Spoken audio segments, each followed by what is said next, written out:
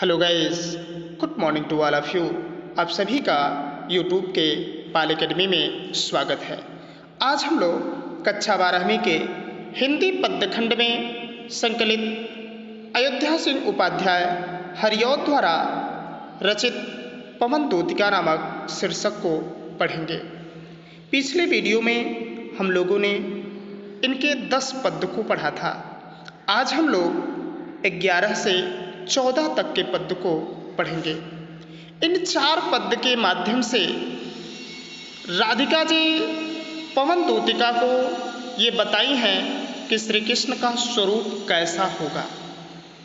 आप पहले से भी भली बात परिचित होंगे कि जब हम किसी व्यक्ति को किसी विशेष व्यक्ति के पास संदेश लेकर भेजते हैं और वह व्यक्ति उस विशेष व्यक्ति को इसके पहले कभी देखा नहीं होता है, तो हम उसे इंडिकेट करते बताते हैं कि उसका स्वरूप कैसा होगा, उसका रूप कैसा होगा, वो कहाँ होगा, कैसा होगा, उसका घर कैसा होगा। इसी तरह का संदेश इन 4 पद्य के माध्यम से श्री राधा जी पवन दूतिका से बता रही हैं। कैसे बता रही हैं? तू देखेगी जलद तन को जा वहीं तदगता होंगे लोने नयन उनके ज्योति उत्कीर्णकारी मुद्रा होगी वर वदन के मूर्ति सी सौम्यता के सीधे साधे वचन उनके सिक्त होंगे सुधा से।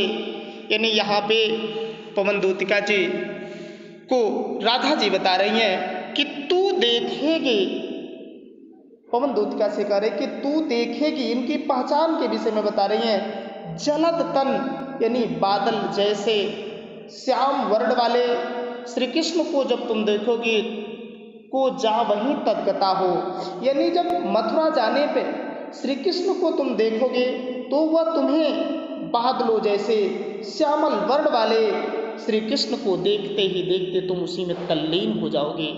तू देखेगी जलद तन यानी बादल यानी श्यामल वर्ण के बादलों के समान बदन वाले श्री कृष्ण को जब तुम देखोगे वो जा वहीं तदगता हो तो तुम उसी में तल्लीन हो जाओगी, खुश हो जाओगे, यानी सारी चीजें भूल जाओगे। होंगे लोने नयन उनके, होंगे लोने नयन उनके, अब उनके आंखों के विषय में बता रही हैं। होंगे लोने यानी सुंदर, नयन उनके जो उनकी आंखें होंगी वह अत्यंत सुंदर होंगे, ज्योति उत्कीर्णकारी और मानो उनकी आंखों से प्रकाश निकल रहा होगा। इतनी चमक होगी उनकी आंखों में कि मानो उनकी आंखों से ज्योति निकल रही है, प्रकाश उत्कीर्ण कर रही है, निकल रही है। मुद्रा होगी वर वदन की मूर्ति सी सौम्यता की, मुद्रा होगी वर वदन की। अब यहाँ पे बता रही है कि मुद्रा होगी वर मतलब सुंदर वदन यानी मुख, जो मुद्रा वर वदन की उनकी जो सुंदर मुख की जो मुद्रा होगी, जो स्थिति होगी कि मूर्ति सी सौम्यता की, तो मानो कि उनके जो सुंदर सौम्य मुख को देखकर मानो ऐसा प्रतीत होगा कि कोई मनोहर सौम्य मूर्ति है। मूर्ति के समान मतलब उनके जो रूप है, उनके मुख की जो आभा है वो लगेगी कि मानो कि कोई सुंदर सौम्य मूर्ति वहाँ पे रखी गई है। सीधे साधे वचन उनके सिक्त होंगे सुधा से, सीधे साधे और उनके मुख से जो निकलने वाले सीधे साधे जो वचन होंगे सिक्त होंगे सुधा से कि मानो कि वह शब्द तुमको अमृत लगेंगे, यानी अमृत के समान वो शब्द तुमको प्रतीत होंगे। एक बार और ध्यान दीजिएगा।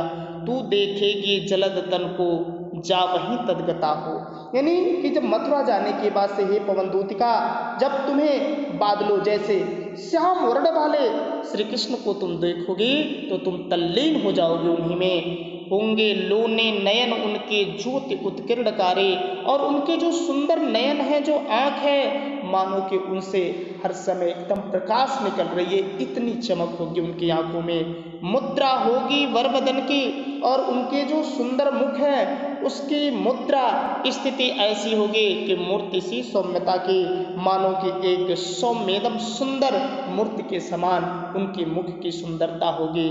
सीधे साधे वचन उनके सिक्त होंगे सुधा से, सीधे साधे वचन उनके, और उनके मुख से जो निकलने वाले जो सीधे साधे जो वचन है, मानो कि वह अमृत के समान तुमको आभास होंगे, एहसास होगा। अब हम इसके 12वें पद्य को पढ़ेंगे। नीले फूले कमल दल सी गात की श्यामता है, पीला प्यारा वसन कट में पहनते हैं फबीला, छूटी काले अलग मुख की कांति को है बढ़ाती, सदस्त्रों में नवल तन की फूटती सी प्रभा है। यानी 12 नंबर जो इनका दुआ है कि नीले फूले कमल दल सी गात की श्यामलता, यहाँ पर भी उनके शरीर की सुंदरता के विषय में बता रहे कि नीले फूले कमल, यानी नीले जो खिले हुए जो कमल होते हैं उनका जो समूह होता है, सी गात की श्यामलता, गात मतलब होता है शरीर, उनके शरीर की जो श्यामलता है वह नीले खिले हुए कमल के समूह की भांति उनके शरीर की सौंदर्यता होगी, श्यामलता होगी, वह नीले खिले हुए कमल पुष्प के दल के समान होगी। पीला प्यारा बसन कट में पहनते हैं फबीला, पीला उनका सबसे पसंदीदा कलर है पीला। पीला प्यारा वसन यानी पीले प्यारे वसन में वस्त्र को, कट मतलब कमर में पहनते हैं, कमर में पहनते हैं फबीला, जो अत्यधिक जो सुंदर लगने वाले पीले वस्त्र को वह अपनी कमर में पहनते हैं।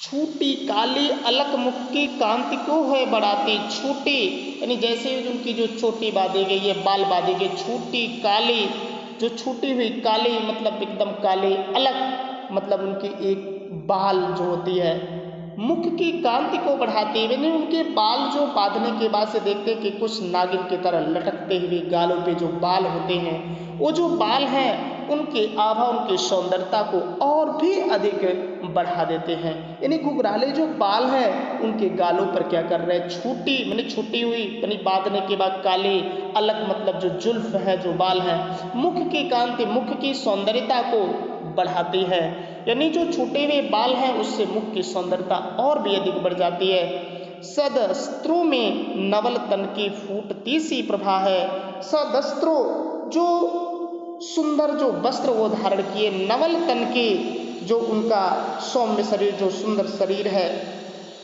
कि फूटती सी प्रभा कि मानो कि उससे प्रकाश की किरण निकल रही है, इतनी चमक है उन वस्त्रों से कि मानो कि उनसे प्रकाश की किरण निकल रही है। 13 नंबर देखेंगे हम लोग। सांचे ढाला सकल बपु है दिव्य सौंदर्य साले, सत पुष्पों से सुरभ उसकी प्राण संपोषिका है, दोनों कंधे वृषभ बरसे हैं बड़े ही सजीले, लंबी बाहें कलभ करसी शक्ति को पेटिका है।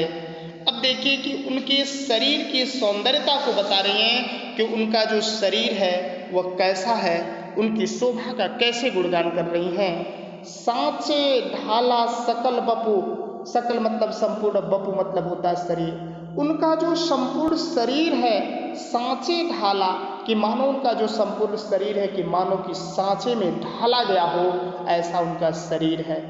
दिव्य सौंदर्यशाली, दिव्य मतलब अलौकिक सौंदर्यशाली, और उनका जो संपूर्ण शरीर है वह अलौकिक सौंदर्यशाली है कि वैसी सुंदरता तुम्हें अन्य कहीं भी देखने के लिए नहीं मिलेगी। ये पवन दूतिका से राधा जी बता रहे उनके शरीर की सुंदरता के विषय में कि मानो उनका संपूर्ण जो शरीर है वो मानो कि सांचे में ढाला गया है, और वो जो सौंदर्यता है वह दिव्य है, अलौकिक है, यानी वैसा किसी की सौंदर्यता नहीं है। सतपुष्पों से सुरभ उसकी प्राण पोषिका है, सतपुष्पों यानी समझो कि सैकड़ों पुष्पों से सुरभ, सुरभ मतलब होता है सुगंध, उसकी प्राण संपोषिका मानो उसके शरीर से निकलने वाली जो सुगंध है, जो पोषण करने वाले, जो उनके शरीर से निकलने वाले जो प्राण संपोषिका जो सुगंध है, मानो वह सैकड़ों पुष्पों से निकलने वाली सुगंध के समान है। दोनों कंधे वृषभ पर से, उनके जो दोनों कंधे हैं, वृषभ मतलब सांड के समान, एकदम श्रेष्ठ सांड के समान उनके क्या है, दोनों कंधे बड़े ही सजीले और अत्यंत उत्तम कोट के सांड के समान उनके दोनों क्या हैं, कंधे हैं, अत्यंत सुंदर लगने वाले। सांड का आप देखते कितनी शक्तिशाली कंधे होती हैं, यानी इसकी तुलना की है कि उनके जो कंधे हैं, दोनों कंधे वृषभ वर से यानी बैल जो होती सांड के जो समान है, बड़ी ही सजीले, अत्यधिक क्या हैं, सुंदर हैं। उच्च कोट के सांड के जो कंधे होते उसके समान है। लंबी बाहें कलभ करसी शक्ति की पेटिका है। लंबी बाहें, उनकी जो बाह है काफी लंबी है, घुटनों तक। कलभ करसी, कलभ होता है हाथी की सूंड सी। शक्ति की पेटिका है, यानी लंबी बाहें जो है कलभ करसी, यानी हाथी के सूंड के समान। शक्ति की पेटिका, मानो कि वह शक्ति की क्या है, एक पेटी है, यानी खजाना है। देखते कि हाथी अपने सूंडों से कितने बड़े बड़े वृक्षों को, टहनियों को आसानी से तोड़ देते। वही करें कि उनकी जो लंबी बाहें हैं कि मानो हाथी की सूंड की समान शक्ति की पेटिका है। अब उनके सौंदर्यता के विषय में जो अंतिम आज का है, 15 नंबर भी हम लोग पढ़ते, लेकिन 15 नंबर सब फिर से परिवर्तित हो रहा है, तो इन 4 में उनका सौंदर्य का वर्णन किया गया, इसलिए मैंने सोचा कि इन 4 को एक साथ लिया जाए। राजाओं सा सिर पर लसा दिव्य आपीड होगा, शोभा होगी उभय श्रुत में, स्वर्ण के कुंडलों की नाना रत्ना कलित भुज में, मंजु कयूर होंगे, मोती माला लसित उनका कंबुसा कंठ होगा। यानी फिर से बता रही है कि यहाँ पे पवन दूतिका से राधा जी कि राजाओं सा सिर पर लसा दिव्य अपीड होगा, यानी जिस प्रकार राजाओं के सिर पर लसा मतलब शोभित दिव्य अलौकिक, आपीड मतलब होता है मुकुट होगा। कह रहा कि जिस प्रकार राजाओं के मस्तक पे मुकुट शोभायमान होता है, ठीक उसी प्रकार श्री कृष्ण के यानी उनके मस्तक पर भी राजाओं के समान अपूर्व सौंदर्य से युक्त मुकुट विराजमान होगा। शोभा होगी उभय श्रुति में कर्ण के कुंडलों की, शोभा होगी, शोभायमान होगा उभय श्रुति, दोनों कानों में स्वर्ण के कुंडलों की, और उनके दोनों कानों में सोने के कुंडल भी शोभायमान होंगे, उनकी सौंदर्यता को बढ़ा रहे होंगे। नाना रत्न कलित भुज में, नाना रत्न कलित भुज में मंजु कयूर होंगे, और उनकी दोनों भुजाओं में नाना रत्न कलित, नाना प्रकार के रत्नों से जड़ित मंजु केयर होंगे, यानी केयूर, केयूर मतलब होता है भुजबंद, ब्रेसलेट, यानी हाथों में जो आगे कलाई में जो बधी होती है, कर इनकी दोनों जो भुजाओं में रत्नों से जड़ित भुजबंद होंगे। मोती माला लसित उनका कंबुसा कंठ होगा, और शंख जैसी कंब यानी शंख जैसी सुंदर सुडौल कंठ जो दिखने वाली है, उस गर्दन में मोती की माला शोभायमान होगी, उसमें लगी होगी, दिखाई दे रही होगी, यानी लसित में शोभित ही होगी। मोती माला लसित शोभायमान, उनकी कंब से कंठ होगा, और शंख के समान, कंब मतलब होता है शंख, यानी शंख के जैसे सुंदर सुडौल दिखने वाले गर्दन में मोती की माला शोभायमान होगी। इस तरह से 11 से 14 तक के दोहों में पद्य में पवन दूतिका से राधा जी उनके शारीरिक सौंदर्य के विषय में बताएं कि वहाँ जाने के बाद मिलेंगे तो उनके शारीरिक सौंदर्यता कैसी होगी, ये पहचान बताई है। इस तरह से अब कल हम लोग पढ़ेंगे 15 से लेकर 20 तक के दोहों को। Thanks for watching the video.